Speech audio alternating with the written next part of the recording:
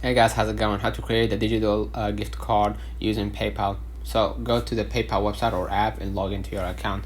Click on send and request at the top of the page. If available, choose the option for purchasing or sending a digital gift card. Enter the amount for the gift card and the recipient's email address.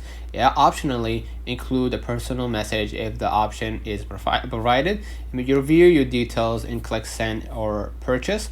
And note that not all regions may support gift cards through PayPal, so availability may vary. So let me know in the comments if this video helped you. Don't forget to like and subscribe. Thank you for watching.